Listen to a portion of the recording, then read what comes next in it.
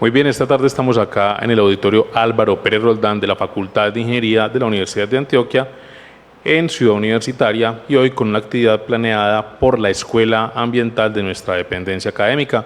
Recordamos que estamos haciendo transmisión para la fanpage de nuestra Facultad de Ingeniería, donde nuestros seguidores, posterior a la presentación de nuestro invitado, podrán hacer también preguntas a través del chat. Le voy a dar entonces la palabra al profesor Carlos Vega para que nos introduzca quién es nuestro invitado y de qué nos va a hablar en esta jornada acá en el auditorio Álvaro Pérez Roldán. Profe. Bueno, buenas tardes. El grupo de investigación en infraestructura, como nosotros lo llamamos, el grupo G2 de la Escuela Ambiental, Facultad de Ingeniería, tiene el gusto hoy de tener acá como invitado al ingeniero José Fernando para una charla que les garantizo va a ser bien interesante. La temática del día de hoy es pilotes helicoidales, una alternativa para cimentaciones. El ingeniero José Fernando es ingeniero civil, especialista en el área de geotecnia, pavimentos e infraestructura vial y es director técnico y operaciones de Asiatec SAS. ¿Lo pronuncié bien? Bueno, José Fernando, entonces un placer tenerlo y son todos suyos. Buenas tardes a todos. En principio, pues muchas gracias, agradecer por el espacio que nos están brindando. Espero sea de su agrado.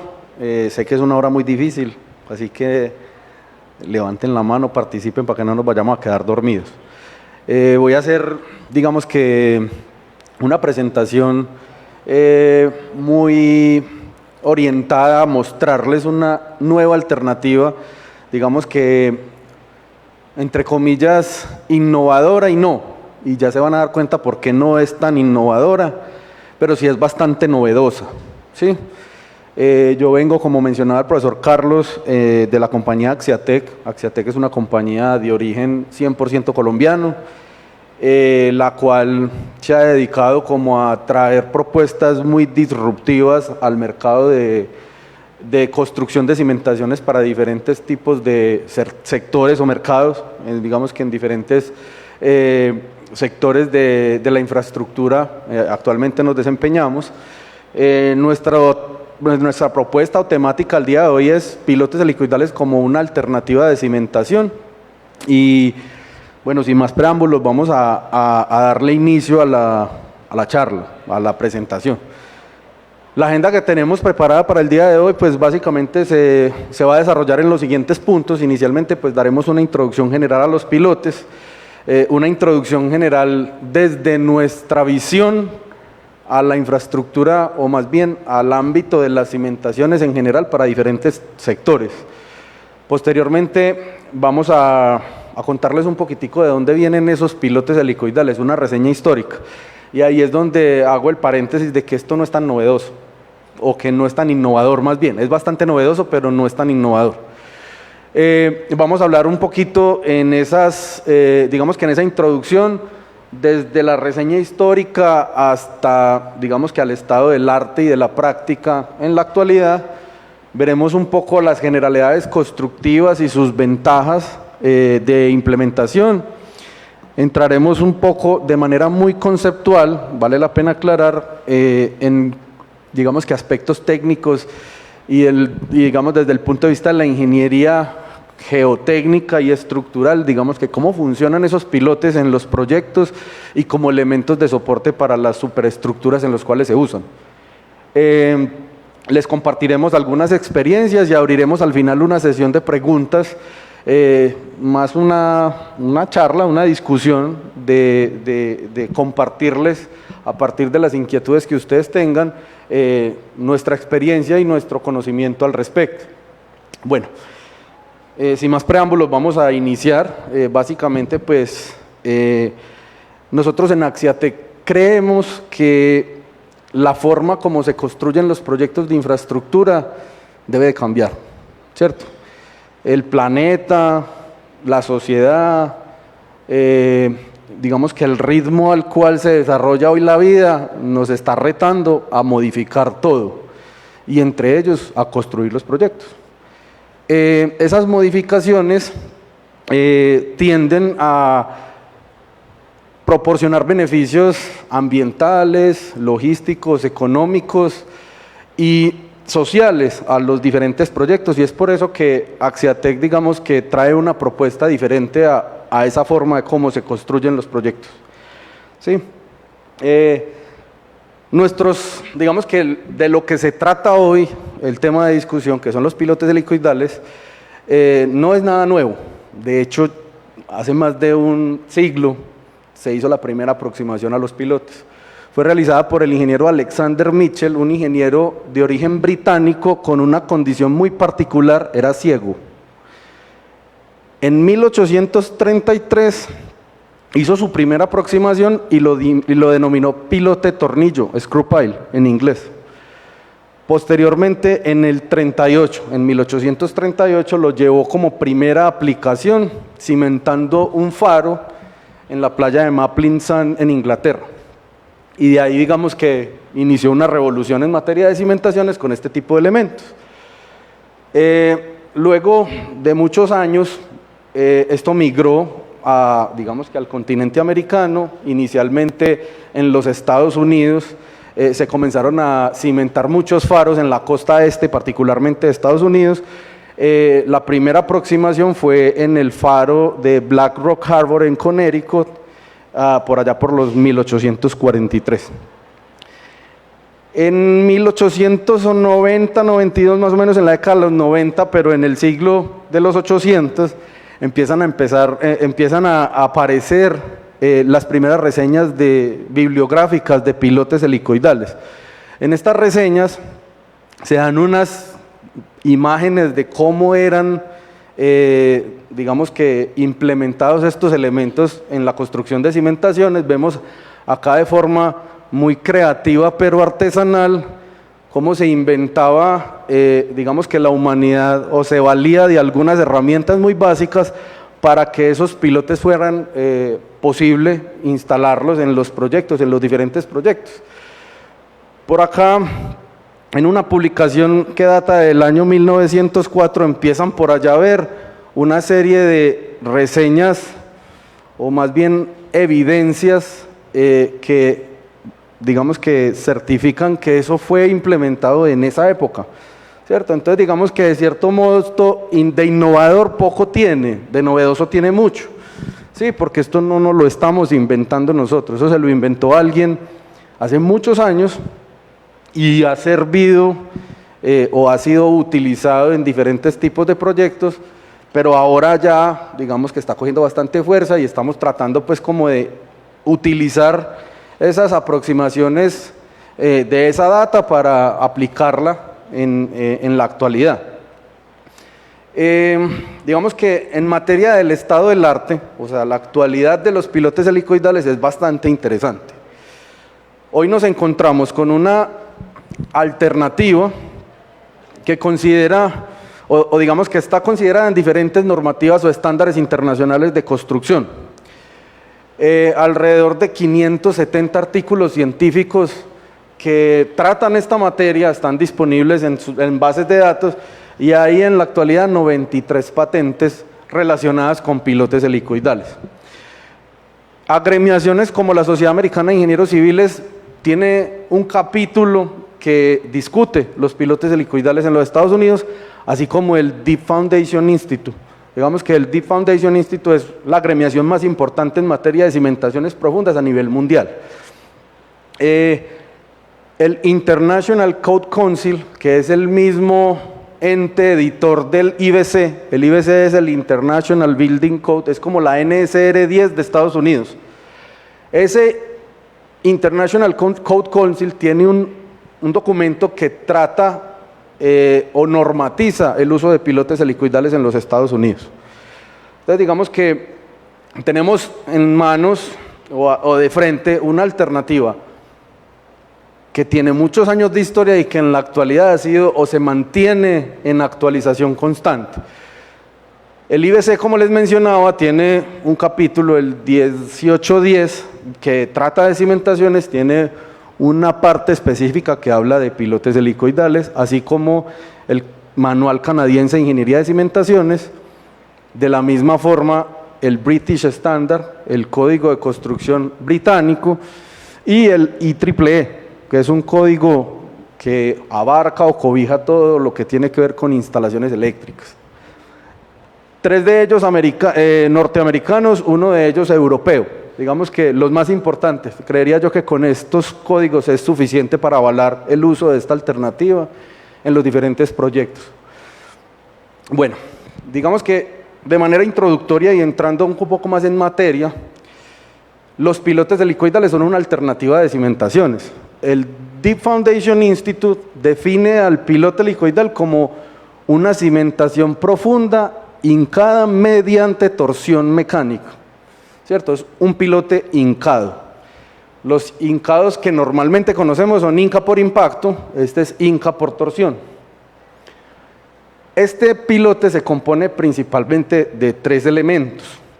Uno de ellos es la sección líder o el lead bearing, así lo denomina la literatura, que es donde digamos que se disponen las hélices, los platos helicoidales. Y esos platos helicoidales tienen varias, digamos que funciones.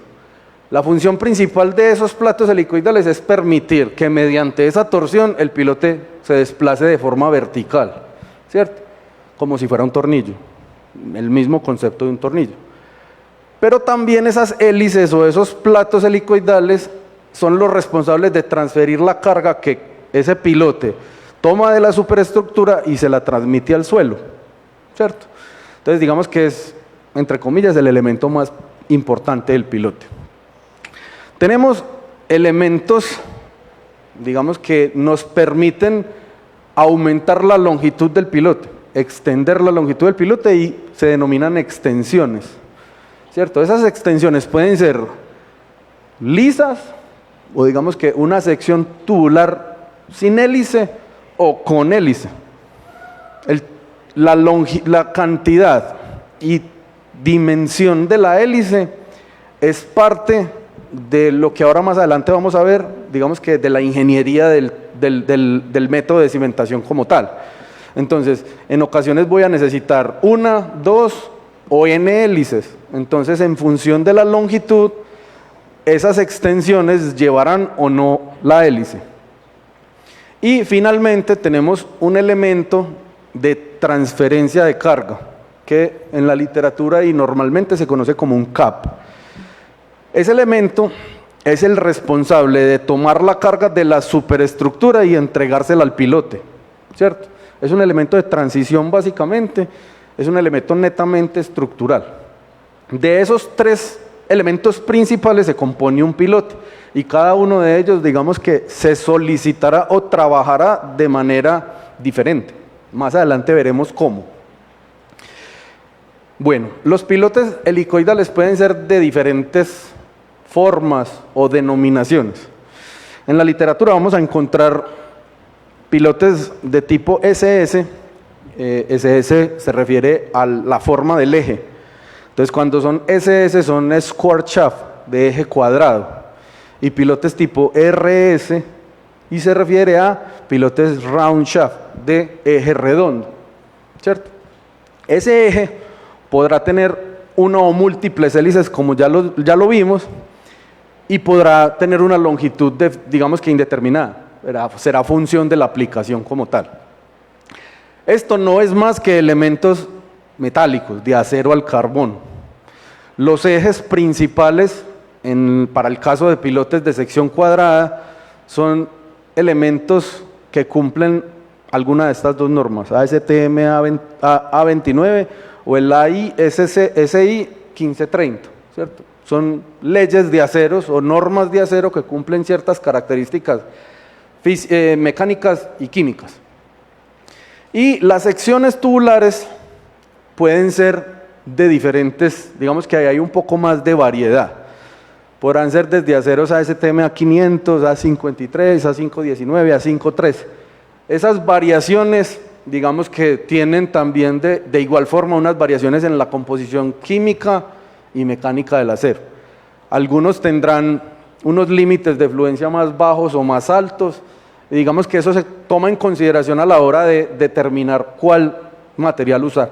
Generalmente, en nuestro medio local, me refiero a América Latina y específicamente en Colombia, se usan mucho pilotes de sección circular y normalmente se usan pilotes de sección o de tuberías de tipo ASTM A519. Esto es estándar americano y hay un homólogo y un estándar petrolero, que son tuberías tipo API, que es básicamente lo mismo, pero lo bautizan con otra norma, pero es equivalente, ¿cierto? Las hélices que ustedes observan digamos que se añaden a esa sección tubular son normalmente platinas de acero estructural y generalmente se construyen a partir de platinas ASTM A36 o ASTM A572. La variación de una a otra es el límite de fluencia que tiene el acero. Esas platinas se cortan, se forman y se soldan al eje principal bajo unos procedimientos y ahorita vamos a ver qué determina esos procedimientos, ¿sí? Esos pilotes, digamos que los estándares internacionales los clasifican según el tamaño del eje principal, es decir, de este, ¿cierto? Hablamos de 3 tipos de pilotes: pilotes de bajo, medio y gran desplazamiento. ¿A qué se refiere con desplazamiento?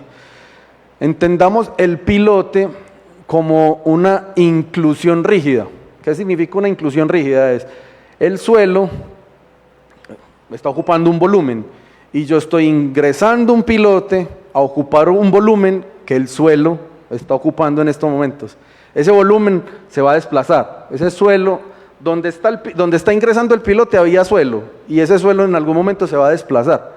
En la medida en que el volumen del pilote sea mayor, pues desplazará mayor cantidad de suelo y eso, digamos que de cierto modo lo gobierna el diámetro del eje principal. Entonces, pilotes con diámetros entre 1 pulgada, 1,5 pulgadas y 4 pulgadas se consideran pilotes de bajo desplazamiento.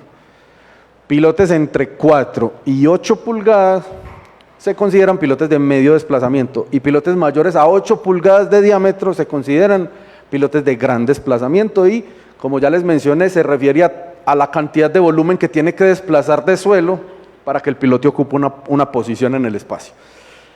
Cada uno de esos pilotes, digamos que tendrá unas características específicas en cuanto a los métodos con los cuales se analizan a la hora de determinar el uso en una construcción o en una cimentación como tal. Aquí podrán ver, digamos que qué tan grande o qué tan voluminoso podrá ser un pilote de gran desplazamiento. ¿Por qué gran? Porque tiene el eje principal con tamaño superior a 8 pulgadas. Son pilotes que podrán tener hasta 16 pulgadas en el diámetro del eje principal y las hélices podrán tener diámetros hasta de 42 pulgadas. Esos pilotes podrán ser equivalentes a las cimentaciones que habitualmente usamos para cimentar los grandes edificios que tenemos aquí en el área metropolitana. Un pilote de estos podrá llegar a ser capaz de soportar cargas superiores a 300 toneladas de carga, ¿cierto? Entonces, es una alternativa que quizás aquí en Colombia no está muy, digamos que masificada, pero que eventualmente en Norteamérica la utilizan para hacer lo mismo que hacemos nosotros acá, mediante métodos un poco más invasivos, más, digamos que más rudimentarios y que consumen más recursos y tiempo. Vamos a ver si este video me reproduce acá. Me la botó.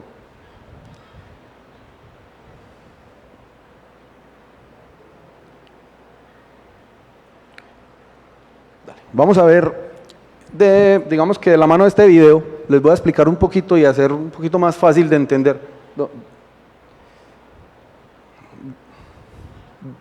Dale play al video, por favor.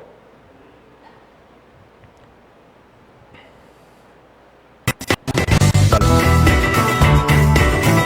Bueno, entonces...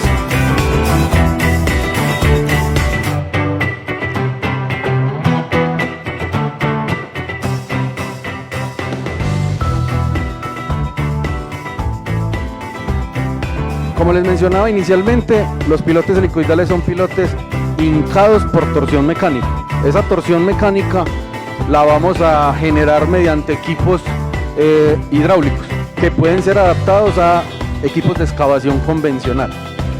Son instalados mediante secciones. Inicialmente se instala la sección líder, que es donde están las hélices, y posteriormente se le van instalando extensiones, bien sean con hélice o sin hélice, que me permitan llevar ese pilote a las profundidades requeridas por el diseño. Pueden ser utilizados de manera individual, grupal, es decir, grupos de pilotes conectados por encepados metálicos o encepados en concreto, ¿cierto? Digamos que es bastante versátil la forma como se utilizan. Digamos que en términos generales esto es muy similar a un tornillo. En ocasiones los llaman como, o los denominan como anclajes, y es porque su funcionamiento, digamos que se asemeja a anclar algo como se hace con tornillos, ¿cierto? La instalación de esos pilotes o anclajes puede ser, o se realiza principalmente mediante equipos de excavación o de movimiento de tierra, digamos que en términos generales.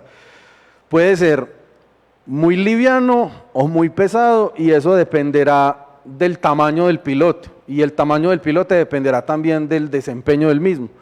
Entonces, si necesito pilotes de capacidades de más de 100 toneladas, pues quizás voy a necesitar un equipo como este. Pero si necesito pilotes pequeños, pues de pronto este equipo sea suficiente para su instalación. Entonces, digamos que hay una amplia variedad de posibilidades a la hora de trabajar con este tipo de alternativas de cimentación. En la actualidad, digamos que el estado de la práctica hoy, cuando pensamos en pilotes, que no sean pilotes helicoidales, sino pilotes convencionales, esto es sinónimo de equipos pesados, costosos e invasivos. Aquí vemos que esto se puede, digamos que ese concepto se podría evitar con equipos un poco más livianos, ¿sí? Bueno, hay muchas ventajas en cuanto al uso de pilotes helicoidales. Vamos a tratar de entender un poquitico desde el punto desde diferentes ópticas más bien, por qué resulta ventajoso utilizar este tipo de elementos. Uno, digamos que de donde parte todo es una manera económica de atender cargas. ¿Cuáles? Las mismas cargas que los demás tipos de cimentaciones son capaces de atender. ¿Cuáles son? Cargas de tensión, compresión, esfuerzos cortantes o las cargas laterales y momentos o vuelcos. De otra forma, digamos que estos elementos podrían ser muy útiles. Aquí en Colombia eso no aplica muy bien, pero digamos que esta es una de las razones por las cuales en Norteamérica son tan ampliamente utilizados, y es el tema de algunas condiciones ambientales. Por ejemplo, el congelamiento podría afectar de cierto modo las cimentaciones. Este tipo de elementos, digamos que no es susceptible a ser afectado por el efecto del congelamiento o del hielo y deshielo en los suelos. Y eventualmente puede ser una muy buena alternativa para atender problemas de expanso-contractibilidad. Los suelos se expanden y se contraen de acuerdo a algunas características, y estos pilotes, digamos que son bastante amigables, o digamos que son capaces de atender ese tipo de problemática de forma fácil. Estos pilotes tienen muchos beneficios desde la óptica ambiental. Generalmente no requieren excavaciones, pues principalmente son pilotes hincados, pero generalmente no requieren excavaciones. Estos pilotes pueden ser removibles, pueden ser reciclables de cierto modo. Es un tornillo. Si usted no lo necesita donde está, lo desatornilla o le da torque inverso y vuelve y lo recupera.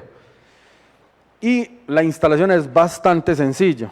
Me refiero a que no requiere más que un equipo, un motor y un operador, ¿cierto? Y con ello puedes lograr instalar pilotos. El método constructivo es rápido, simple y de bajo costo de instalación. Digamos que mediante equipos de excavación convencional, como ya les mostré, se puede llevar a cabo la instalación además del equipo y el motor, las herramientas que se utilizan son bastante económicas y simples y de fácil acceso. Tiene índices de rendimiento muy altos. Digamos que en nuestra experiencia hemos llegado a instalar hasta 240 metros lineales de pilote en un día de trabajo. Eso en otros métodos es prácticamente imposible lograrlo. Y la gente, o digamos que el recurso humano necesario, no requiere un entrenamiento especializado. Básicamente es simple usar esto.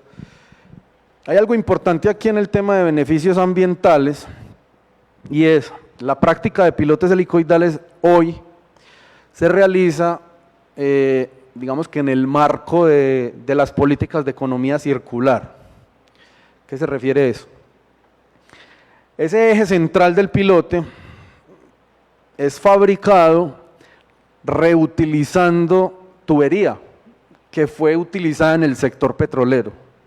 Entonces, en la actualidad, el 90% de los fabricantes de pilotes compran la tubería en desuso del sector, que eventualmente ya va a desecharse, porque esa tubería prestaba un servicio de conducción de fluidos, y para ese, digamos que para ese caso en particular ya pasó, o ya digamos que prestó la vida útil, pero desde el punto de vista mecánico sigue en perfectas condiciones. Entonces esa tubería se adquiere, se limpia, se prepara para el fin pues que observamos y para lo que nos trae esta charla el día de hoy acá, y lo único que se utiliza con acero de primera calidad son las hélices. Hay estudios recientes que demuestran que el uso de esta técnica reduce el 97.2% de emisiones de CO2 comparadas con otras técnicas de cimentaciones, ¿cierto? Por eso en la actualidad es una alternativa de cimentación que es escogida por excelencia en términos de economía circular y de reducción de huella de carbono. Nosotros en la actualidad hoy en Colombia trabajamos bastante en el sector petrolero bajo digamos que bajo ese precepto de economía circular. Listo. Hay una ventaja adicional con el uso de pilotes helicoidales, y es que, como lo han podido ver, es una inca por torsión seca. Ella no utiliza lodos, ni grouting, ni lechadas, ni concretos, y por consiguiente no requiere, digamos que esperar a que esos materiales cementantes adquieran una resistencia o maduren en el tiempo, como es el caso del concreto. Los pilotes convencionales, una vez son construidos, debe de esperarse un tiempo prudente, mientras que el concreto desarrolla esa capacidad. Generalmente son 28 días. Estos pilotes, al ser una instalación seca, inmediatamente después de terminar la instalación se pueden poner en servicio, es decir, se pueden cargar, y eso reduce significativamente los tiempos en las construcciones. Nosotros podemos instalar pilotes e inmediatamente cargarlos con la infraestructura para la cual fueron diseñados. Eso, digamos que trae ventajas significativas en tiempos a la hora de construir proyectos grandes. Bueno, digamos que aquí ya nos vamos adentrando un poquitico más en temas netamente técnicos. El piloto helicoidal trae una ventaja con relación a los otros o a las otras técnicas de cimentaciones, y es que este pilote, digamos que en términos generales, se puede probar en el mismo instante en que se está instalando. ¿A qué se refiere eso? El torque de instalación, es decir, la torsión que estoy ejerciendo para instalar el pilote, es directamente proporcional a la capacidad de carga. Yo voy a tratar de explicarlo de forma más fácil. Si ustedes tienen un tornillo y lo introducen en una madera de pino, él necesita una torsión, ¿cierto? Que quizás puede ser menor que si toman ese mismo tornillo y lo introducen en una madera de roble, que es una madera un poco más densa y más fuerte. O sea, el mismo tornillo en pino necesita menos torsión que en roble. Y a su vez, en el pino será más fácil de extraerlo que en el roble. No sé si me entienden, me siguen, ¿cierto? Es exactamente lo mismo, el mismo concepto acá. Entonces, el DFI avala, el DFI es el The Foundation Institute, digamos que la institución de cimentaciones profundas más prestigiosa a nivel mundial, avala que el torque es directamente proporcional a la capacidad y hay unas funciones que demuestran eso. ¿A qué digamos que quiero transmitirles con esto? Y es que todos los pilotes que se instalan a partir de unos equipos especializados se mide esa torsión y esa torsión va directamente relacionada con la capacidad del elemento. Entonces, es decir, si yo diseño un pilote para que me aguante 100 toneladas, hay unas formulaciones que me permiten, a partir de unas funciones me permiten relacionar esas 100 toneladas de capacidad con una torsión. Entonces, cuando el pilote alcance tal torsión, va a aguantar 100 toneladas. Eso es un elemento de control que garantiza el desempeño de los pilotes en el tiempo. Yo puedo entregar o garantizar que los 200 pilotes del proyecto cumplen con una medida. Cosa que en las otras, digamos que en el otro tipo de alternativas de cimentaciones no se hace. Se construyen todas, se prueban una o dos y con esas dos pruebas se valida el resto. Aquí se puede validar la totalidad de los elementos. Listo. Ahora vamos a entrar un poquitico más en un tema técnico, digamos que, y lo haré lo más fácil de entender para todos. Entiendo que hay diferentes niveles académicos, acá hay unos que están más adelante que otros, entonces voy a tratar de hacer esto bastante simple. Digamos que la forma, o como yo diseño un pilote, va directamente relacionada como entender cómo ese pilote se comporta y transmite las cargas al interior del elemento y posteriormente al suelo, ¿cierto? Hay dos formas mediante las cuales el pilote le transmite esas cargas al suelo. Se habla del método del cilindro y el método de la placa individual. Bueno, el método de la placa individual hace referencia a que cada uno de esos platos helicoidales hace una transferencia de carga al suelo en la proyección de su área, un área circular actuando en contacto directo con el suelo. Y se habla de que si el espaciamiento que tienen esas hélices entre sí es mayor a 3 veces el diámetro, es decir, si esta distancia que hay entre esta hélice y esta es mayor a 3 veces lo que mide el diámetro de esta hélice, se puede decir que la capacidad de ese pilote es igual a la suma de esas capacidades individuales de cada uno de esos platos, ¿cierto? ¿Cómo se puede estimar eso? Bajo cualquier método de los que existen. Es calcular la capacidad portante de ese suelo y proyectarla en un área. ¿Cuál? La de la hélice, ¿cierto? ¿Cuál método para calcular? Pues aquí te estoy usando la fórmula general de Terzaghi, pero pueden existir muchas más.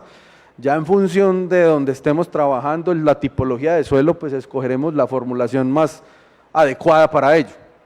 Entonces, se dice que la capacidad, en el modelo de placa individual, la capacidad total del pilote será la sumatoria de las capacidades individuales de cada una de las hélices, más eventualmente una capacidad que desarrolle el eje, la adherencia, digamos que la adherencia del eje con el suelo.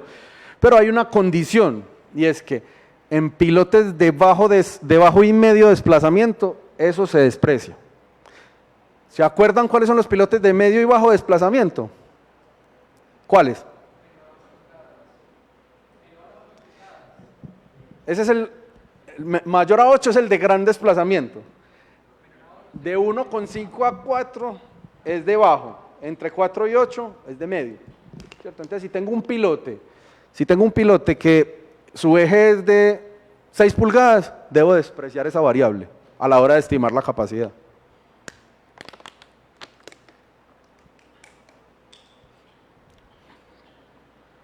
Bueno, hay otro método para calcular esa capacidad y es el método del cilindro, ¿cierto? O el modelo del cilindro de corte. ¿Qué supone ese método? Ese método supone que el suelo que se contiene al interior de los platos se desplaza. ¿Me explico? toda esa masa de suelo, ese volumen de suelo que está entre la placa 1 y la 2 y la 3, digamos que se desplaza con todo el pilote. Pero hay una suposición del modelo y él dice que si la distancia que hay entre estas placas es inferior a 3 veces el diámetro de esa hélice, se cumple esta condición. En la anterior hablaba de que si esta distancia es mayor que 3D o que 3 veces el diámetro, se suman las capacidades. Pero en esta dice, si esa capacidad no es mayor a 3D, sino que es igual o menor que 3D, asuma de que el volumen de suelo que se contiene entre esas hélices se desplaza conforme se desplaza el pilote, bien sea para arriba o para abajo, ¿cierto? Entonces, ¿qué propone el método? El método propone que la capacidad de ese pilote es la suma de la capacidad de la hélice que está más en profundidad, ¿cierto? Esto. Y esa capacidad se calcula, la capacidad portante del suelo proyectada en un área. ¿Cuál? La de la hélice correspondiente. Adicional a un término que es la resistencia del corte de esa superficie que se desplaza, que eventualmente es suelo. Y esa superficie es el perímetro del área de la pirámide truncada que se forma en esa masa de suelo que se consolida al interior de esas hélices. ¿Me siguen ahí? Sí. Y una resistencia que se pueda desarrollar a lo largo del fuste, que también debe considerar esa, digamos que esta restricción, y es que si el pilote es de medio o bajo desplazamiento, se desprecia. Listo. Entonces, así es como se calcula la capacidad, entiéndase bien, geotécnica del pilote. Sí, vamos todos ahí. Vale. Esa capacidad geotécnica del pilote va orientada a la capacidad que el pilote me va a proporcionar para cargas axiales, bien sea por compresión o por tensión. Pero esos pilotes pueden también solicitarse mediante cargas laterales, cortantes. ¿Qué puede ser una carga lateral? ¿Qué puede generar una carga lateral? El sismo o el viento, ¿cierto? O por ejemplo, digamos en una torre de transmisión, el cable, ¿cierto? Muchas fuerzas externas pueden dar lugar a una carga lateral, y la carga lateral básicamente en pilotes depende de un término que se llama la relación de esbeltez. La relación de esbeltez del pilote es la relación que existe entre la longitud del elemento y el diámetro, ¿cierto? Entonces, cuando tenemos relaciones de esbeltez bajas es que quizás el diámetro es muy grande y la longitud puede ser relativamente corta, ¿cierto? Esa puede ser una relación de esbeltez baja. Cuando eso se da, digamos que este pilote se comporta como un bloque rígido y trata de girar sobre un pivote, ¿cierto? Pero cuando las relaciones de esbeltez son altas, y ese es el caso particular de todos los pilotes, ¿por qué es tan particular? Porque es que esos diámetros, yo les mencioné que el pilote de gran desplazamiento es de 8 pulgadas, ¿cierto? ¿Qué son 8 pulgadas? Esto. Y eventualmente ese pilote puede tener 10 metros de longitud. Entonces, 8 pulgadas en 10 metros no rebaja esa relación mucho. Entonces, generalmente los pilotes son esbeltos. Y eso, cuando sucede eso, digamos que el pilote se comporta de esta forma. La literatura habla de que hay como habla de una plastic inch, que es lo que dicen los libros, y eso básicamente es como una rótula plástica. La traducción sería como una bisagra plástica, y es cuando ese pilote es muy esbelto, llega el momento en que usted lo solicita carga lateral, y en un momento hay un punto de inflexión en donde el pilote tiende a reventarse, a partirse. Ese es el fenómeno que normalmente se presenta en el piloto. ¿Me siguen todos ahí? Listo. Cuando tenemos relaciones de esbeltez bajas, digamos que se podría considerar que el pilote es un pilote corto, y esos métodos en general se llaman métodos para pilotes cortos. varios, muchos, Brinchy Hansen, Broms, Meyerhoff, ¿cierto? Hay muchos, la literatura en los libros están. Esos métodos básicamente basan la resistencia ante carga lateral de los pilotes a partir de un factor de seguridad. Pero cuando esas relaciones de esbeltez no son pequeñas, son por el contrario grandes, hay unos métodos un poco más complejos, ¿cierto?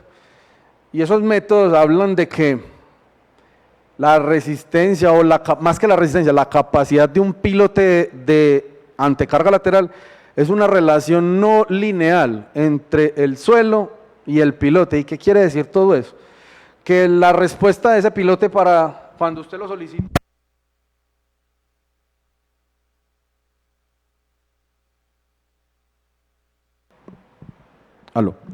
esa respuesta es dependiente tanto del suelo como del pilote, y es una relación no lineal, y eso es difícil si es difícil como de pronunciarlo, es difícil de solucionarlo pues en términos numéricos, y para ello pues hay que hacer uso de métodos un poco más complejos. En términos generales, eso, digamos que la resistencia del suelo uno la puede representar como un resorte, ¿cierto? Y la resistencia del pilote pues dependerá de la inercia y de la sección transversal y del material del cual está siendo construido, y empezar como una solución, una variable, una ecuación con muchas variables, y empezar como a iterar cuánto se deforma el suelo y cuánto se deforma el pilote, y hallar la solución de forma iterativa. Entonces, digamos que esos criterios, como son un poco más complejos, hay que hacer uso de herramientas un poco más sofisticadas, y generalmente basan la resistencia o la capacidad más bien del pilote a carga lateral en términos de deformaciones límites, y eso va asociado al servicio de la cimentación o de la estructura mediante la cual estamos cimentando. Bueno, digamos que viendo cómo se analiza esos pilotes, ya vimos que se analizan verticalmente con unos métodos, lateralmente con otros métodos, pero esos pilotes son pequeños relativamente, ¿cierto? Entonces generalmente esos pilotes hay que agruparlos. Un pilote por sí solo no va a ser capaz de atender muchas cargas, entonces yo necesito agrupar esos pilotes en grupos de pilotes, valga la redundancia. Esos grupos de pilotes se analizan de forma un poco más compleja, entonces es agrupar una cantidad de pilotes en un encepado que puede ser metálico o en concreto, imprimirle una combinación de cargas que pueden ser en varias direcciones, carga vertical debido al peso y carga lateral debido al sismo, y si eventualmente el centro de masa de la superestructura está muy arriba, entonces eso genera como un vuelco, y adicional a la carga lateral y vertical, un volcamiento, y todo eso digamos que genera una respuesta deformacional ahí en ese grupo de pilotes. Y eso no es que la carga de un pilote, de un grupo, es dividir la carga total por el número de pilotes, no, eso no es así, hay que entrar a analizar eso de forma un poco más detallada, ¿cierto? Y para eso pues en la medida que más se complica el análisis, pues empiezan a aparecer herramientas computacionales que nos facilitan ese análisis. Entonces, cuando uno analiza esos pilotes agrupados, eventualmente un pilote tiene más carga que el otro.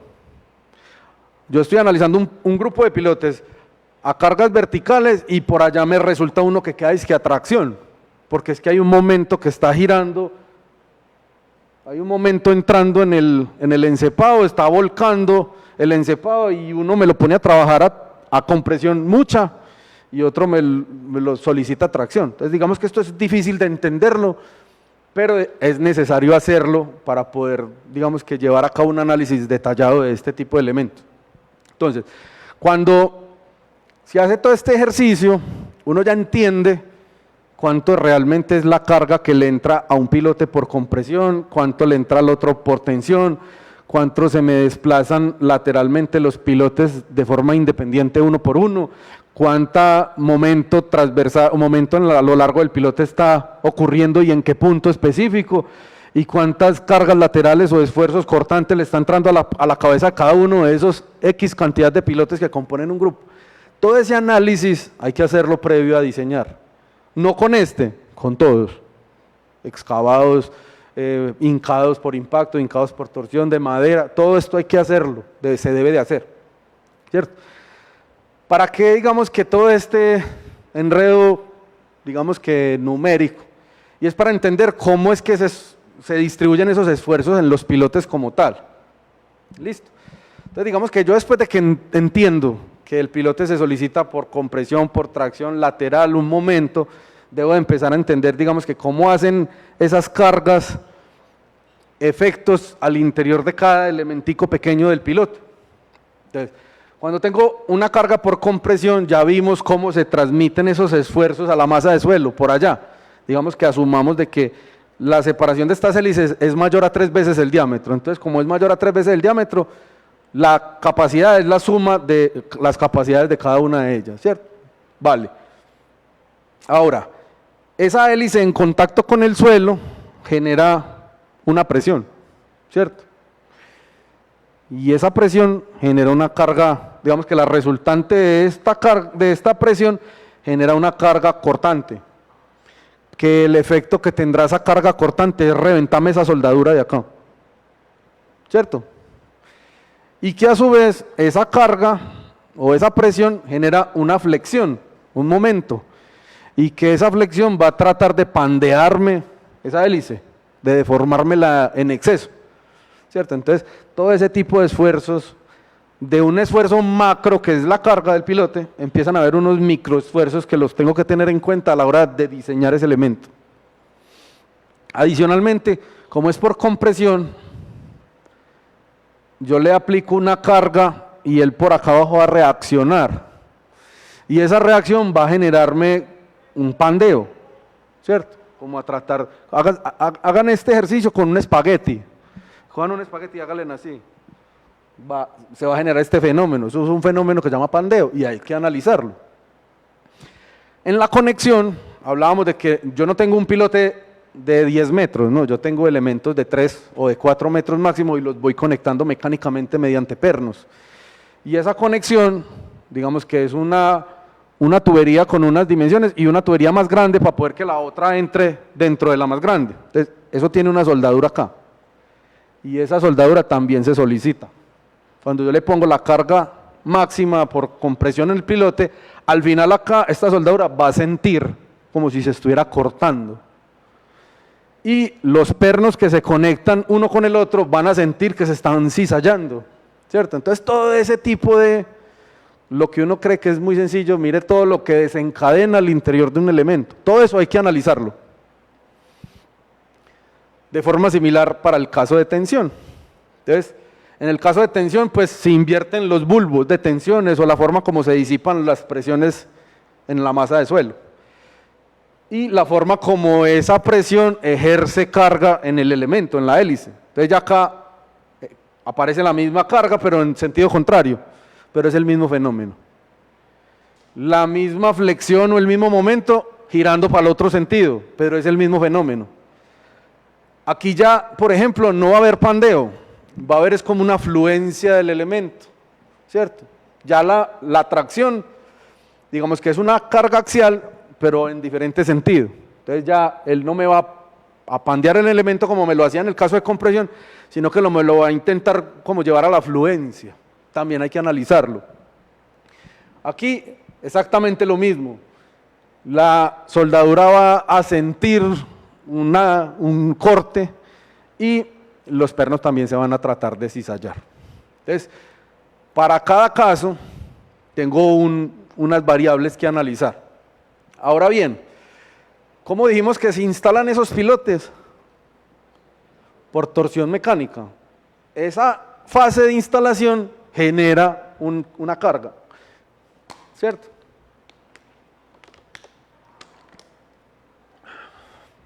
Entonces, durante la fase de instalación se está generando un esfuerzo y créanme que a veces es el mayor de todos. Yo puedo tener un pilote y si no tengo bien analizada la carga por torsión que necesito ejercer para instalarlo, él se puede reventar durante la instalación. Porque mientras que yo estoy instalando, él se está sometiendo una cantidad de esfuerzos que generan a su vez una cantidad de variables. Digamos que en torsión, la soldadura anterior, la carga era a corte, aquí también es a corte, pero en otro sentido, trata como de arrancarse la hélice del elemento principal. El tubo trata de torsionarse hasta el punto de que fluya por torsión, ¿cierto? Los pernos también tratan de cizallarse, digamos que por mismo esfuerzo cortante generado ya por una torsión y no por una carga vertical. Y la soldadura también, ¿cierto? Entonces, todos esos esfuerzos locales debo de considerarlos, reitero.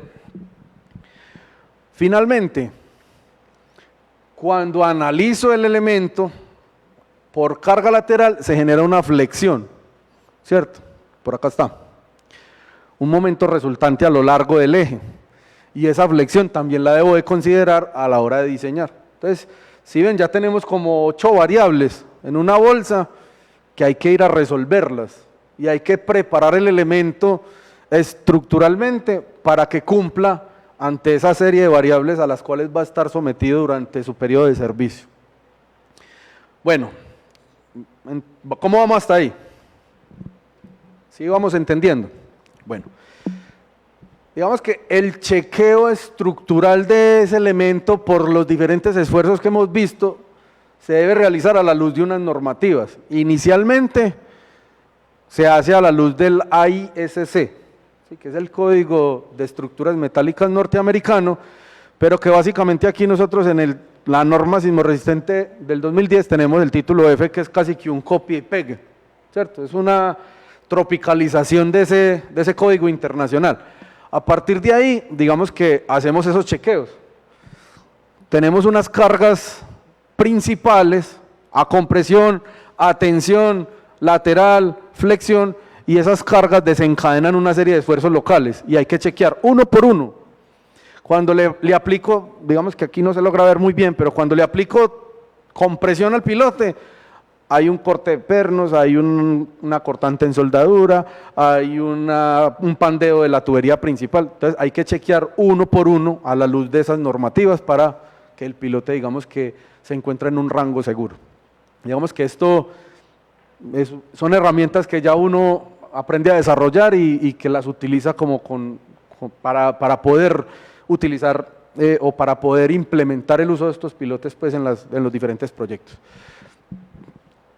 Adicionalmente, digamos que a todas esas aproximaciones numéricas basadas en métodos, libros y normativas, llevamos a cabo mediciones en campo, ¿cierto? Mediciones de forma controlada, mediante las cuales uno introduzca carga y mida cómo responde esa integralidad de pilote, conexión, tubería A con B, soldadura, perno, etcétera, etcétera, en una deformación.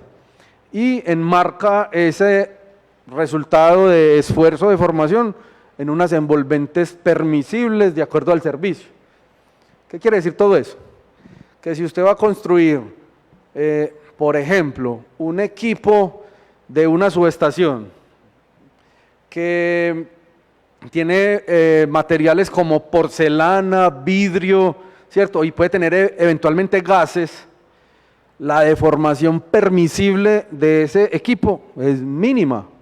Si a usted se le deforma 1 centímetro un equipo de esos, ¿creen que la porcelana es capaz de aguantar 1 centímetro? No, ella se va a reventar de una. Entonces, esas deformaciones a veces son normativas, pero eventualmente deben de ser más asociadas al servicio que va a prestar esa infraestructura. Entonces, sí, la normativa te puede decir muchas cosas, pero digamos que el servicio como tal yo lo evalúo, lo cuantifico y lo restringo de acuerdo pues al diseño. Entonces, digamos que nosotros eventualmente toda esa numerología y esa geopoesía que a veces aparece en los libros, la leímos, la llevamos a esto, a mediciones a escala real, a cargas de servicio y digamos que vinculadas a esos esfuerzos de servicio de tal forma que podamos garantizar que esos elementos funcionan en la infraestructura. Creo que ahí concluyo un poco como con el tema muy técnico. Espero que me hayan entendido. Me gustaría de pronto abrir un espacio corto acá por si alguien tiene alguna duda. En caso de que sea necesario devolverme a la parte técnica, la puedo aclarar acá y ya posteriormente vamos a ver pues una serie de casos de experiencia, pero sí me gustaría como hacer un break acá de preguntas relacionadas con lo que acabamos de ver.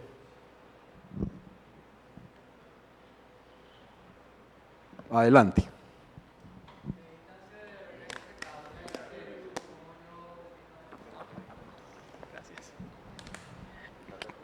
¿Qué distancia debe haber entre cada una de las hélices? ¿Cómo se define? ¿O cuántas hélices pueden haber en la parte más baja de la cimentación? Vale. A ver, recuerda que dependiendo del método que decidas utilizar, hay digamos que una condición, y es que la distancia mínima que debe de haber entre hélice y hélice es 3 veces el diámetro de la hélice que está por encima, ¿cierto? Entonces ya ahí tienes un criterio. Y recuerda que la capacidad del pilote, aquí lo podemos ver digamos que para el caso de tensión, pero para el caso de compresión es exactamente lo mismo, ¿cierto? Entonces eventualmente cuando tienes una carga, conoces una carga de un equipo cualquiera o una edificación cualquiera, esa carga está y la tienes que atender, pero tienes unas condiciones de suelo que quizás no son las mejores, tienes que empezar a sumar hélices de tal forma que la capacidad te alcance para soportar esa carga. Entonces la cantidad de hélices te la define digamos que el desempeño requerido. Hay un parámetro de separación y ya tienes 2 criterios: alcanzar una capacidad y separar mínimo X veces. Ya eso te lleva al pilote a una profundidad, ¿cierto? En caso de que sea un solo pilote. Pero eventualmente esa carga la puedes dividir en 2, o en 3, o en 4. Entonces digamos que es un juego. A la hora del diseño uno empieza a tomar en cuenta esas variables y a definir, venga, de pronto un solo pilote no me alcanza, voy a poner un grupo de 4 pilotes menos largos y con menos hélices, para hacer como un equilibrio. Eso es ya lo que llamamos en ingeniería la optimización, económico y seguro. Listo.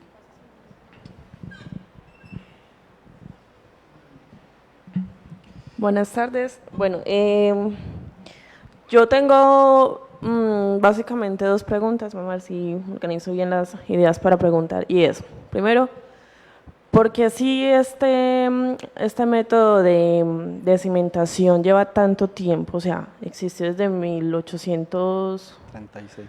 No me acuerdo. 36.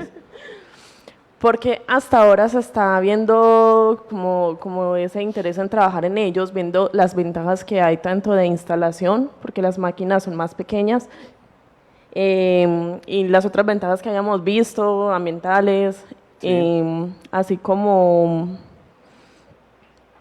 Bueno, esa es la primera pregunta. Y la segunda pregunta es ¿por qué en Colombia se tienen en cuenta como ese tipo de pilote redondo, pues redondo con ese acero en específico? O sea, ¿qué es lo que hace que en Colombia se utilice mucho más ese y no otro? Esas son mis 2 preguntas. Bueno, la primera pregunta que tú tienes, yo también la tengo y no he podido resolverla. No entiendo por qué no lo habían utilizado antes, la verdad. Es evidentemente más sencillo, más rápido, más práctico, más limpio, más económico, muchas ventajas. La verdad no he podido entenderlo. Hace unos, creo que 10 años, hicieron un intento a gran escala, digamos que lo consiguieron, pero se fueron. Yo creo de pronto entender algo, y es que al principio no había nadie local que hiciera esto, y entonces acudíamos a proveedores internacionales, y es un tema más asociado a la economía, que no permitía por un efecto del precio final, y era traer de Estados Unidos, el dólar de pronto en una época difícil, entonces hacía muy costoso eso. Ya hoy esto está acá, Axiatec es 100% colombiano, los pilotes son fabricados aquí en Medellín, entonces ya ese impacto no genera o no bloquea el mercado. o la posibilidad de implementarlo. Y la otra pregunta es, ¿por qué se usa en Colombia los pilotes de concreto? Entiendo. O sea, ¿por qué los redondos y por qué con ese acero? O sea, ¿qué dice? Ya te entendí, ya voy a devolverme un poquitico acá. Resulta que eso tiene una explicación. Vamos a ver si logro llegar allá. Tú dices que por qué estos y no estos, ¿cierto? Mira, estos pilotes de sección cuadrada maciza tienen un excelente desempeño para cargas axiales, es decir, compresiones y tensiones, pero al evento de soportar cargas laterales no son tan buenos, ¿cierto? Mientras que, y esto se debe a un tema estructural, más que estructural geométrico, y es porque este elemento tiene mucha más rigidez inercial que este otro, ¿cierto? Entonces, cuando tienes en el entorno en el que nosotros estamos, que es un entorno sísmico, digamos que complejo, que puedes tener solicitaciones de vientos, etcétera, vas a eventualmente a tener cargas laterales, y esto no va a funcionar muy bien. Entonces, eventualmente tendrías que usar estos para cargas verticales y estos para cargas axiales, es combinarlos. Entonces, más bien, estos nos sirven para todo, nos abarcan todo, tanto las verticales como las laterales. Esa es la razón principal por la que se usa la tubular y no el cuadrado.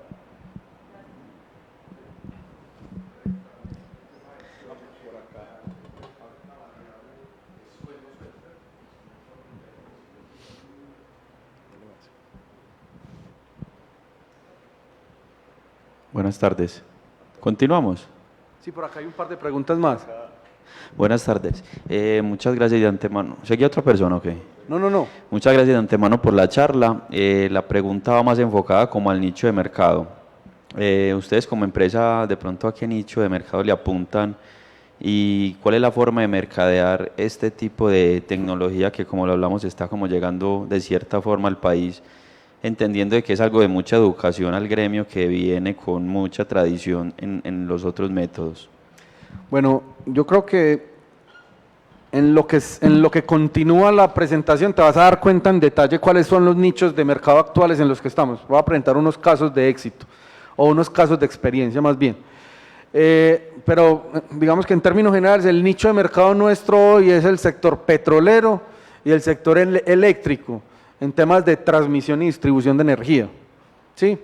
Y hemos eventualmente trabajado en el sector vivienda comercial, pero es un sector, como lo mencionas, muy arraigado a lo tradicional, al concreto, ¿cierto? ¿Cómo se mercadea esto? Así, educando, es la única manera, o sea, porque como tú puedes ver es complejo, es cambiar un chip, son unos métodos que vienen en la universidad por más de 100 años, entonces es mostrar que hay cosas nuevas, es mostrar cómo funcionan y es dar herramientas para que la gente pueda acceder a ellas. Básicamente eso para mí eso ya es una posición más personal, la mejor forma de mercadear esto es educando. Buenas tardes, mi pregunta es pues respecto al método de instalación, debido a que es contorsión mecánica, ¿qué pasa cuando se tienen suelos muy rocosos o rocas muy grandes? Bueno, buena pregunta. Vamos que este método ha sido, digamos que, lanzado, más bien implementado, pensando en suelos. Cuando estamos hablando de rocas o suelos rocosos, quizás no sea el método, deben de haber otros, ¿cierto? Digamos que uno trata en la medida de lo posible de diseñar pensando en eso, y hay veces donde hay que decir, no, esta no es la solución, es otra. Esta solución no aplica o no funciona muy bien en suelo rocoso. Antes de yo pasar el micrófono, para complementar un poquitico, yo creo que sería bueno explicarle a los muchachos para qué tipos de suelos, digamos, esta técnica es la más apropiada, acertada, en cuáles se obtienen mayores capacidades. Me imagino que ustedes entenderán porque para suelos rocosos o que tienen componente rocosa, fragmentos de roca, porque obviamente no se puede instalar. Pero ya bueno, de pronto, desde tu experiencia, elaborar un poquitico. Vale, ¿Cuáles son los suelos sí. que más capacidad dan? Mira, esto funciona bastante bien en arenas, ¿cierto? En suelos predominantemente arenosos es una técnica muy eficiente. Primero porque se deja instalar muy bien y segundo porque desarrolla muy buenas capacidades, ¿cierto? En arcillas también funciona bastante bien, pero digamos que quizás el desempeño no sea tan bueno como en arenas. Entonces lo que son arcillas y arenas es el método donde te puedo decir sí. En suelos residuales, que es el entorno nuestro, suelos residuales, ¿saben cuáles son los suelos residuales? Son suelos que se desarrollan, o sea, son rocas que se descomponen y se convierten en suelos, llamémoslo así. En ese tipo de suelos también funcionan bastante bien. ¿Qué pasa? La literatura no está como muy desarrollada en ese entorno, entonces toca como estudiar un poquitico más detalle, pero funciona bastante bien, sobre todo en horizontes de meteorización, en los primeros horizontes, ya cuando entramos o después de los aprolitos ya empieza a apretarse bastante, entonces hay que prever dónde están esas transiciones para saber hasta dónde llega el pilote. En gravas, digamos que si la grava tiene diámetros nominales no muy grandes, no, digamos que funciona bien. Aquí me voy a aprovechar de esta lámina que tengo acá para explicarles cómo uno determina en función de ese diámetro máximo nominal. Las hélices tienen un paso, ¿cierto? El paso de la hélice generalmente es de 3 pulgadas o de 6 pulgadas, ¿cierto? Digamos que eso es lo que normalmente se utilizan. Ese paso de la hélice te determina el tamaño máximo nominal donde él debería de ser instalado. Entonces, un pilote con un paso de 3 pulgadas, digamos que no debería de ser instalado en materiales donde el tamaño máximo nominal sea superior a 3, porque vas a tener problemas a la hora de instalarlo, ¿cierto? En suelos transportados tipo coluviones o depósitos gravitacionales, donde es un incierto que te puedas encontrar una bola de roca, no es que no se pueda utilizar, existe un riesgo grande de que el pilote llegue a la bola y hasta ahí llegue y no pase, ¿cierto? Y en materiales de origen aluvial, digamos que torrenciales, donde hay avenidas con bolas de roca muy grandes, tampoco es la solución. Y evidentemente en suelos rocosos o en basamentos rocosos no es la solución. Así respondo, Carlos, a la pregunta. Buenas tardes.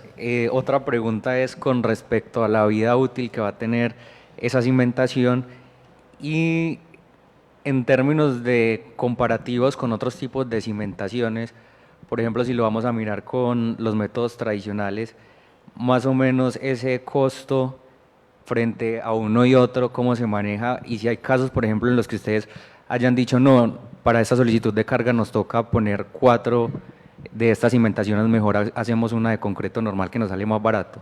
Esa es una. Y otra pregunta es, ya que estamos como en un ambiente académico y menos comercial, el tipo de desventajas que ustedes consideran que puede tener estas cimentaciones, y no solo las desventajas, bueno, no necesariamente desventajas, sino también de pronto limitaciones que se pueden encontrar. Ya nos habló de una que es con respecto a este tipo de suelo que se puede encontrar, entonces como que otras cosas han visto ustedes que de pronto no son tan favorables. Bueno, la vida útil voy a responder una por una. La vida útil, acá hay algo bastante particular y es que se puede estimar. Si uno requiere un elemento que tenga una vida útil de 70 años, se diseña para 70, ¿cierto?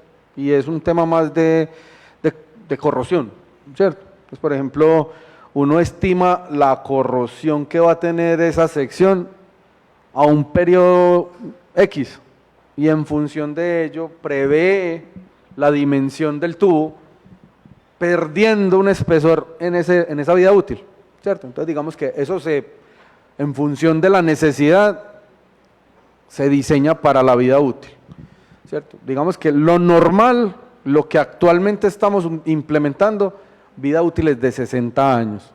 Y eso tiene una respuesta, y es que las normas exigen diseños a 60 años. ¿Sí? Con relación, la otra pregunta, si fue el tema de las desventajas. Las desventajas, digamos que evidentemente que no se puede utilizar en todos los tipos de suelos. Para mí es la principal desventaja. Otra desventaja es que en zonas de muy difíciles accesos, ¿cierto? Digamos que en zonas inaccesibles, la capacidad se puede limitar. ¿Por qué? Porque recuerden que hablábamos de que el torque es directamente proporcional a la capacidad. Entonces, cuando yo necesito pilotes que aguanten o que, digamos, que resistan bastante, directamente van a necesitar torques más grandes. Y al necesitar torques más grandes, necesito máquinas más grandes. Entonces, a veces limitan el acceso, la capacidad de los pilotes.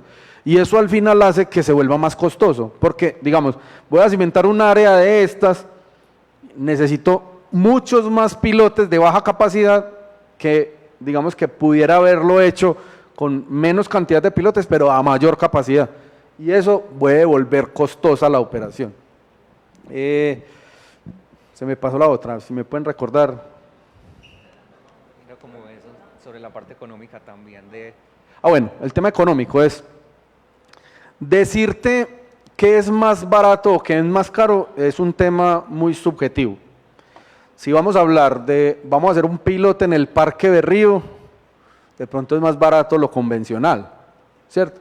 Pero si vamos a hacer un pilote en Campos Rubiales, a 18 horas de camino, en carretera destapada, entonces ahí en esa ecuación económica empiezan a entrar unas variables que uno acá no las ve, pero ya cuando está en la operación sí las ve.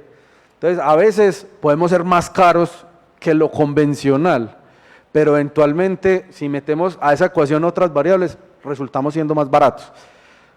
Mi percepción, que es algo muy, eso ya es muy mío, y es que cuando en esa evaluación metes el tiempo, siempre somos más baratos.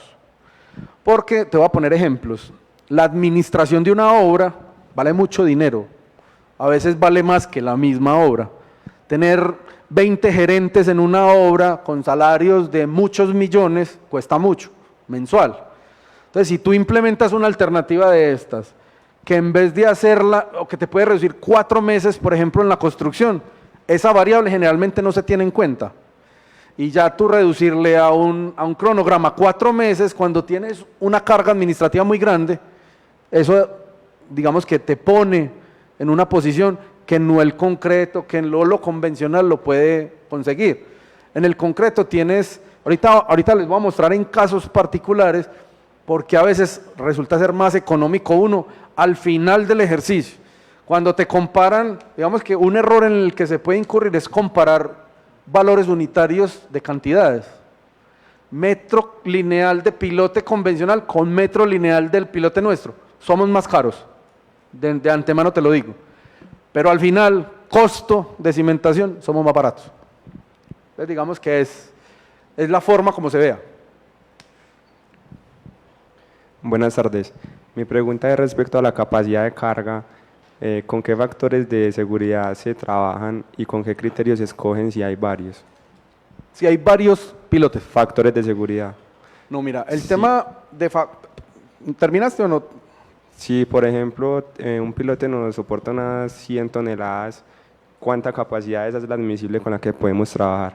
Bueno, el tema del factor de seguridad es un tema normativo, ¿cierto? Eso no lo definimos nosotros, eso está en los estándares. Entonces, uno trabaja con el factor de seguridad que le impongan. A veces, la condición normativa y la condición de servicio exigen factores de seguridad más altos. El factor de seguridad es básicamente un mecanismo para reducir la capacidad, ¿cierto? Entonces, ejemplo, calculaste un pilote por cualquiera de los métodos que existen y te dio 100 toneladas. Sí, 100 toneladas. Y te dicen, utiliza un factor de seguridad de 2. La admisible son 50, porque tienes que reducir esa capacidad total por el factor de seguridad. Y eso no lo determina uno. Generalmente lo determinan las normas o el servicio. El servicio es si vas a diseñar un pilote para que cargue una ponchera con agua o si vas a diseñar un pilote para que cargue una central nuclear. La importancia de esa infraestructura hace que el factor de seguridad sea más grande o más pequeño. Hola. por aquí. Yo quería ver si estaba de pronto en lo correcto, pensando en que las longitudes a las que se colocan las hélices, cuando es mayor a 3 veces el diámetro o menor a 3 veces el diámetro, es dependiendo del tipo de suelo, porque si trabaja a menor de 3 veces el diámetro, se trabaja como un cilindro, ¿cierto? Como un cono troncado. Menor. Menor. Sí. Sería más para una arcilla que trabaja por fuste, mientras que mayores a 3 veces el diámetro trabajaría por punta cada uno. Entonces, ¿sería una arena o esto no? Es indiferentemente el tipo de suelo, el método es el mismo. Eso es más a los fabricantes. Hay unos fabricantes que no, digamos que siguen ese patrón de 3 veces el diámetro, sino que tienen su propio diseño. Entonces, en el evento en que tengas claro cuál pilote estás usando, saber cuál método utilizar. Pero indiferentemente del tipo de suelo, si es inferior a 3 veces el diámetro, utilizas un método. Si es mayor, sigues con el otro. Buenas tardes. Bueno, mi pregunta va orientada a el tema constructivo tradicional, que se entiende como concreto, no solamente como proveer resistencia a la pila o al pilote, sino también como protección para la estructura de acero. Mi pregunta es en el tema de niveles freáticos o de agua costera, ¿cómo es el comportamiento del acero pues en una presencia constante pues como de estos niveles freáticos? Vale, muy buena pregunta. Digamos que entiendo que tu pregunta va orientada al tema de corrosividad, porque es un acero que está en contacto directo con el suelo, ¿cierto? Hay dos cosas. Uno, el acero que se utiliza para la fabricación de estos pilotes generalmente es galvanizado. Y digamos que esa protección galvánica ofrece, digamos que, cierto periodo de vida útil mayor. Sin embargo, el tema de la corrosividad va asociado a varias cosas. Una es, ¿cuál es el detonante principal para la corrosión? ¿Saben? La concentración de oxígeno, ¿cierto? Si no hay oxígeno, no hay corrosión. Entonces, esos pilotes cuando están a muy gran profundidad, la concentración de oxígeno es baja. Entonces, por allá abajo no hay mucho riesgo de corrosividad. Más cercano a superficie sí lo hay, porque eventualmente pueden haber suelos más orgánicos que liberen oxígeno y que esa concentración aumente. Entonces, digamos que ahí hay ciertas previsiones. Una de ellas es entender las variables que son directamente relacionadas con la corrosión, que son el potencial de hidrógeno, que en este caso es el pH, la concentración de cloruros y la concentración de sulfatos. Si tú puedes medir eso, puedes estimar qué tanto va a afectar el acero en el tiempo. Y a partir de ahí consideras esa afectación y se la sumas a la sección. No sé si me entiendes. Entonces, eventualmente, si yo necesito un pilote de 3 pulgadas y media por diseño, pero yo veo que la concentración de sulfatos es muy alta, cloruros también, entonces yo sé que me va a afectar mucho en el tiempo, eventualmente esos 3 pulgadas y media los tenga que llevar a 4, por un tema de vida útil. Eso se tiene en cuenta en el diseño también. José, por acá tenemos más preguntas, pero no sé, digamos, cuánto tiempo tenemos. No, yo voy a seguir. O una más, 2 más, o continuamos. Bueno, la idea es como contarles un poquito, esto ya es muy teórico, ya es contarles un poquitico dónde lo hemos hecho y qué hemos hecho, lo que sigue. Si quieren, continúo con eso y al final hacemos las preguntas. ¿Les parece? Por acá ya había prometido una pregunta. Va. Terminamos con esta y continuamos. Vale, y al final, si algo, hacemos más preguntas. Vale. ¿Listo? Hola, buenas tardes. Te quería hacer como la pregunta más que todo relacionada con si hay alguna relación como tal entre el diámetro de la pila y la hélice. Y también, pues también me percaté que en todos los dibujitos siempre empiezan como hélices más pequeñas y a medida que va subiendo empiezan hélices más grandes. No sé si es debido a qué o buena pregunta, muy buena pregunta. A ver, si nos devolvemos a cómo se calcula la capacidad, digamos que es una capacidad proyectada en un área, ¿cierto? Entonces, generalmente sí debe de haber una relación de tal forma de que el área que está en contacto con el suelo no sea muy pequeña. De lo contrario, él va a perder capacidad porque este eje se le va a robar mucha área, ¿cierto? Entonces debe de haber una relación, ¿sí? y generalmente la hélice de abajo es más pequeña y el diámetro aumenta a medida de la posición. Y eso es un tema muy asociado a la constructibilidad. Es decir, esto me facilita que cuando estoy instalando el pilote siga una trayectoria lineal y que de pronto no se vaya a desviar. Esa es la respuesta a por qué van como en una especie de cono. ¿Listo? Bueno, vamos a volver acá. Listo. Entonces, bueno, vamos a contarles un poquitico qué hemos hecho nosotros como Axiatec. Nosotros en Axiatec vamos 4 años, más o menos, en el mercado colombiano. Y hemos hecho varios proyectos, ¿cierto? Digamos que hemos hecho cimentaciones de tanques de almacenamiento, en donde tenemos problemas o suelos complejos, ¿cierto? ¿Cuáles son las ventajas? Aquí podemos, digamos que atender los esfuerzos obviamente gravitacionales del tanque más el peso del fluido y los esfuerzos sísmicos a partir de unos pilotes orientados de forma estratégica que atiendan esos esfuerzos por sismo, por viento, etcétera. Digamos que aquí resulta una alternativa bastante rápida.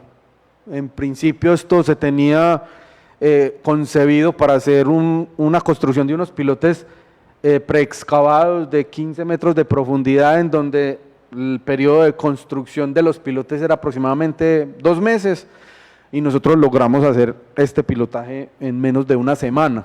Entonces eso acorta mucho el proceso constructivo y depende también del sector. Digamos que este sector es en el sector petrolero, en donde el riesgo asociado a una operación de un equipo extraño en una facilidad petrolera es alto. Entonces ellos necesitan que esas intervenciones se hagan en el periodo de tiempo menor posible. En el mismo sector petrolero hemos trabajado bastante en el tema de cimentación de equipos. Cimentación de equipos especiales, que en realidad les cuento, hemos diseñado muchas cimentaciones de equipos que aún no entiendo para qué sirven.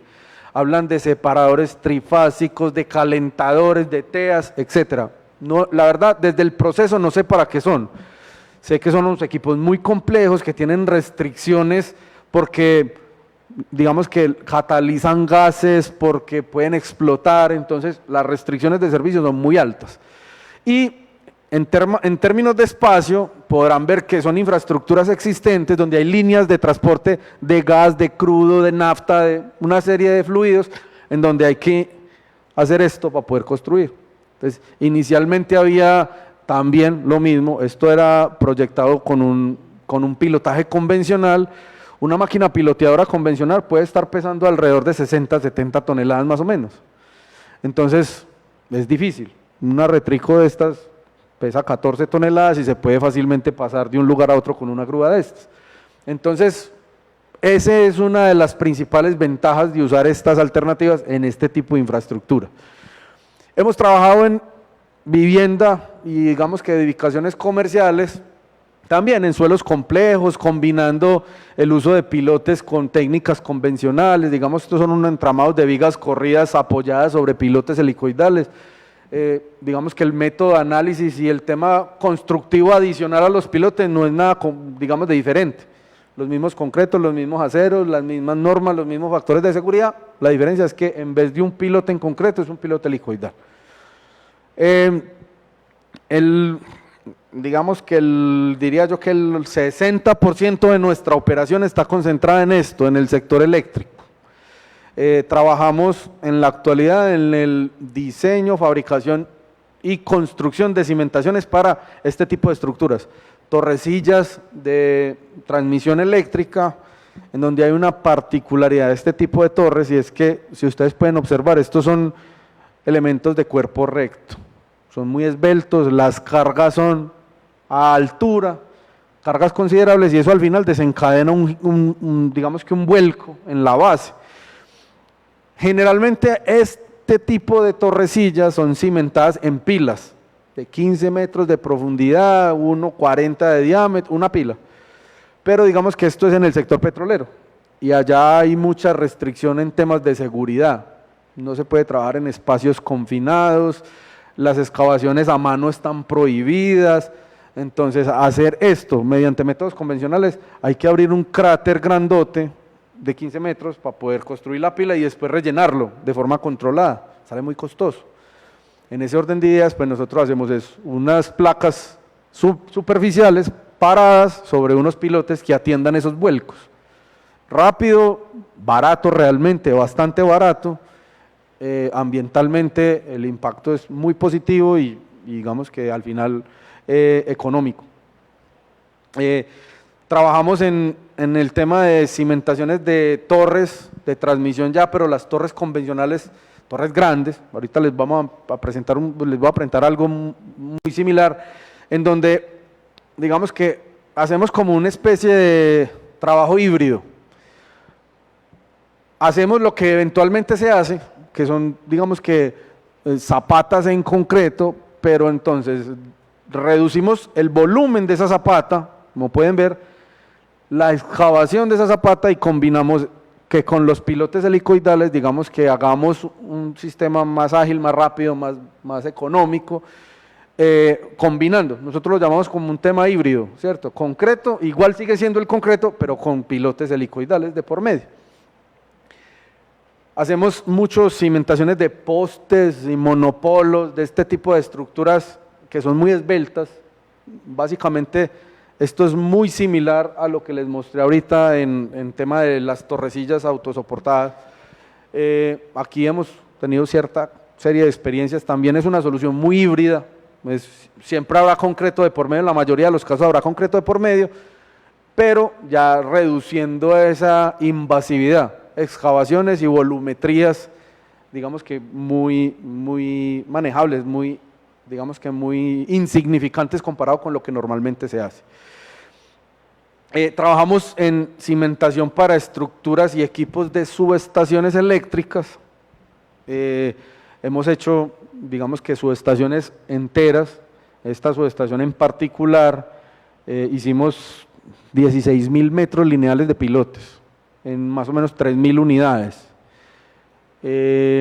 Toda la subestación está cimentada, todo lo que ven acá en esta fotografía está parada sobre pilotes helicoidales y unas lositas o unas placas de concreto superficiales.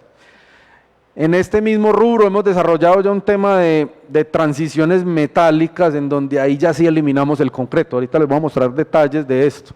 Esto para mí es un hit, ahorita les contaré pues más ventajas. Pero esta subestación, aquí tuvimos muchas ventajas que se pudieron medir al final y que a tu pregunta respondería bastante bien, porque inicialmente el comparativo éramos más caros. Al final del ejercicio, la reducción en el tiempo fueron 4 meses y el costo, la diferencia en costo fue 25% menos del proyecto como tal, viéndola como proyecto. Pero pilote contra pilote éramos mucho más caros. Bueno, aquí en el tema de subestaciones y en, digamos que eventualmente las cimentaciones para las subestaciones, esto es muy atípico. Y esto créanme que no sé si aquí en la Antioquia, pero esto casi no se enseña en las universidades. Los equipos de subestación tienen una particularidad. Son equipos muy complejos, porque es un equipo que tiene acero, porcelana, vidrio, y por acá tiene un tanque con un gas que se llama hexafluoruro de azufre, que si usted se lo aspira puede morir. ¿Sí o no? Entonces, la condición de este equipo es muy compleja. Y entonces vos tenés que poner ese equipo en una estructura, ¿cierto?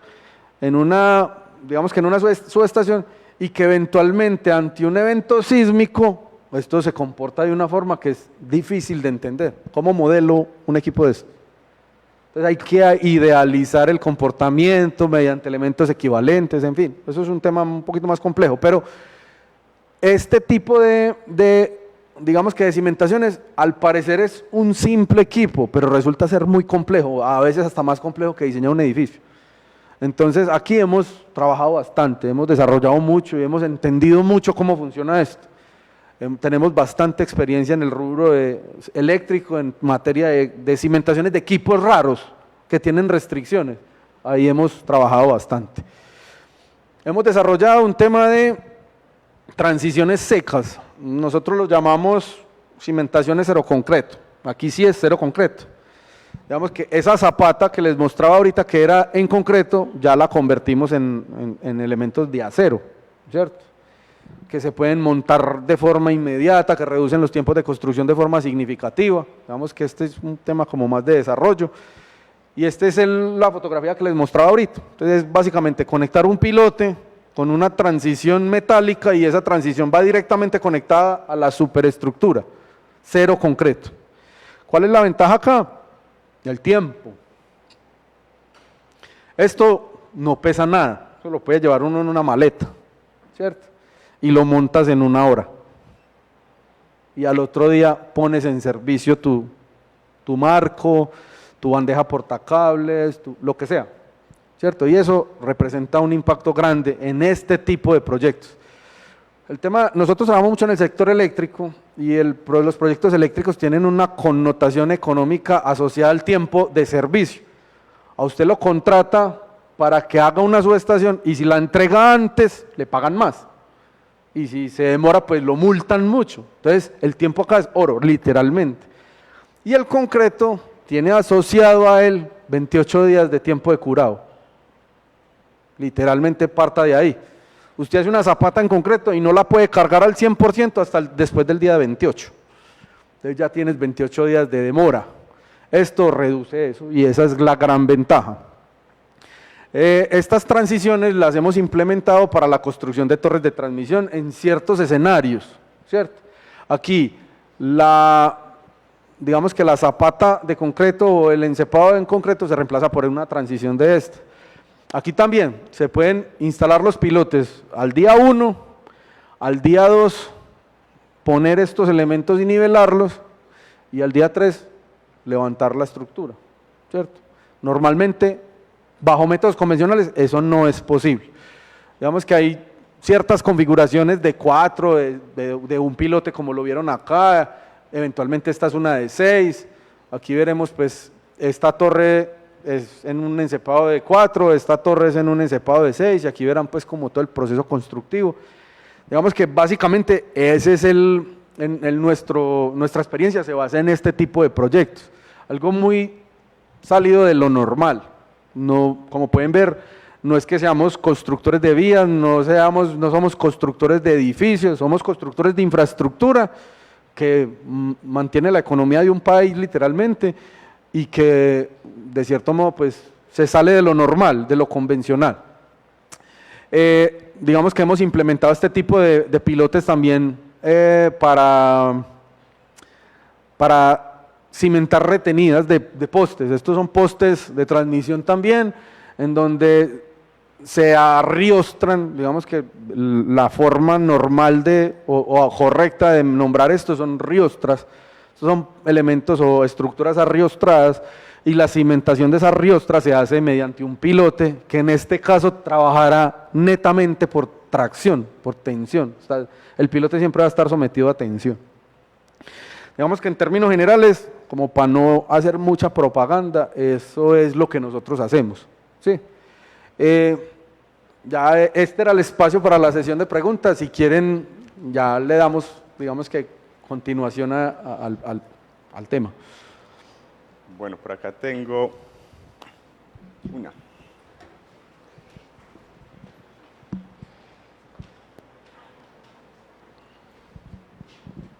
Hola, buenas tardes. Pues veo que habló mucho sobre que tiene mucha experiencia en el sector eléctrico con elementos más que todo esbeltos.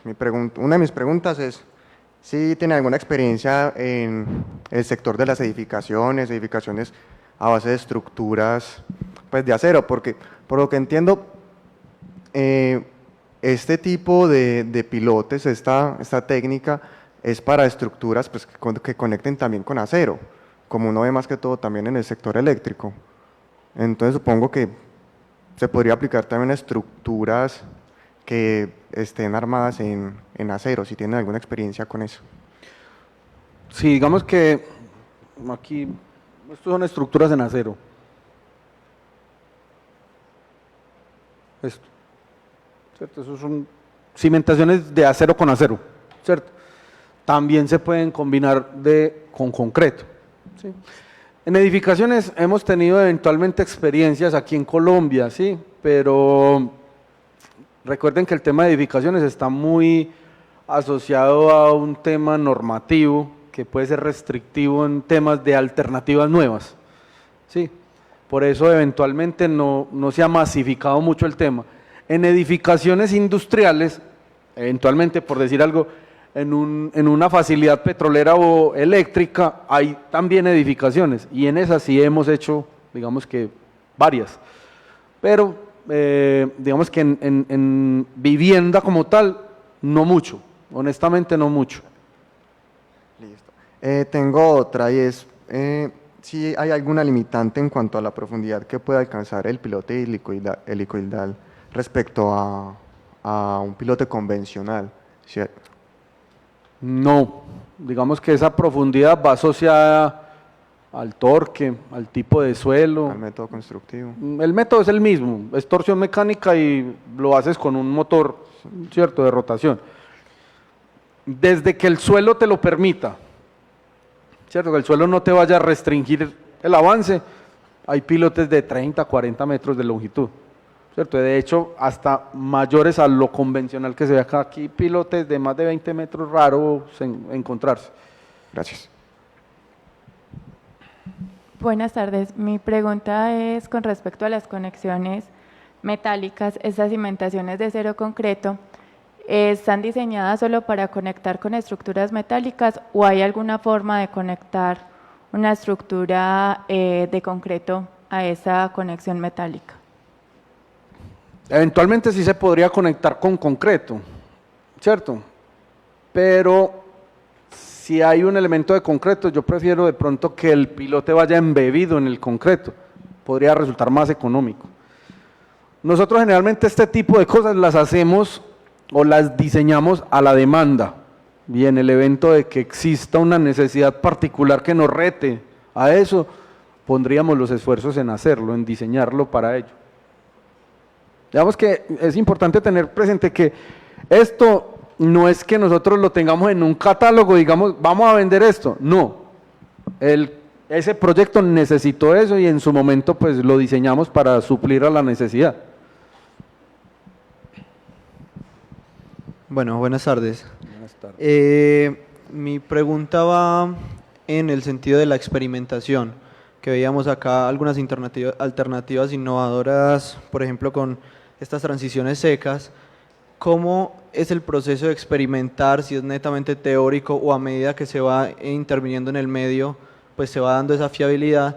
¿Y cómo se le da a las empresas que solicitan estos servicios esa seguridad o esas garantías de utilizar un método innovador? Vale, buena pregunta, muy buena. Mira, nosotros eventualmente hacemos temas experimentales en campo mediante pruebas de carga, en donde medimos como tal el desempeño a escala real. Y ese desempeño se puede medir también en esa transición seca, ¿cierto? O en esa transición metálica. Hay una ventaja de innovar con estos elementos metálicos, y es que estos elementos metálicos son aceros, ¿cierto? Que vienen, entre comillas, garantizados. Tú compras el acero y te entregan una certificación de que es acero ASTM A36 y que tiene un módulo de fluencia tanto. Entonces ahí ya libras mucha incertidumbre. De pronto innovar con materiales preparados en sitio y no en taller traería un riesgo muy alto. Pero esto se hace en taller y se lleva a sitio simplemente para ensamblar. Entonces digamos que el control de la calidad de esto se hace en un taller, en unas condiciones controladas y no en campo. Esa es la gran ventaja que tiene esto, digamos que desde el punto de vista de la ingeniería. Eventualmente en la fabricación de esto hay que llevar unos controles de calidad. Entonces, estos son elementos soldados, se soldan bajo normativa AWS, se hacen ensayos de control de calidad en tintas penetrantes, radiografías de las soldaduras, etcétera, etcétera. Y esto se modela, digamos que tiene un proceso de modelación y de análisis y todo. Lo que pasa es que controlar esto es más fácil que controlar el suelo, ¿cierto? Esa es la gran diferencia. Bueno, hola. Mi duda está más acerca de qué inspecciones le hacen pues para hacer como un tipo de mantenimiento en los pilotes, y dado caso de pronto de que haya uno con algún defecto, si sería fácil su reemplazo, o en ese caso, ¿qué harían? No entiendo bien la pregunta. ¿Qué inspecciones le hacemos a los pilotes? Pero antes de instalarlos. No, después, o sea, ya el tipo de mantenimiento después de haber hecho la construcción. Bueno, a ver, cuando el pilote se implementa en el proyecto como tal, ahí quedó, ¿cierto? Y eso es para este y para todos. Un pilote como tal no se inspecciona a ver cómo va. Entonces, la inspección se le hace previa, ¿cierto? Se hace previa de que cumpla con las dimensiones, que tenga el galvanizado correcto, que las soldaduras estén. Esa es la primera inspección. Luego, durante el proceso de instalación, se hace los controles de torsión, eventualmente que llegue a los torques que estamos esperando, y se harán pruebas de carga. Pero ya después de que se ponen en servicio, eso realmente no se inspecciona. Eventualmente también se pueden utilizar para repotenciar cuando una cimentación o se actualiza por norma o tiene defectos. Pero a inspeccionarlo no, la verdad no. Bueno, yo quiero terminar con 2 comentarios. No preguntas, comentarios. Bueno, el primero es que muchas gracias pues por sacar el rato, el espacio, venir acá a darnos la charla. Los muchachos y nosotros acá en la universidad lo apreciamos mucho. Veo que vas por muy buen camino. Yo sinceramente a este tipo de sistema de cimentación, yo le veo mucho futuro, y más pues que cada día nosotros tratamos de ser más ambientalmente amigables, y ya los gobiernos, las empresas invierten en ese aspecto. Listo, entonces yo le veo pues mucho futuro. 1, 2, pues nada más pues para contarte, acá tenemos muchachos muy juiciosos. Algún día que de pronto o la empresa, ustedes necesiten practicantes, ingenieros, pues nos haces la mano y nosotros con mucho gusto te recomendamos alguno de ellos pues. Es para que nos tengas en cuenta de aquí a futuro, y termino pues básicamente con esos 2 comentarios. No, y te respondo al comentario. 1, en este momento estamos buscando gente, ¿cierto? Con esos perfiles.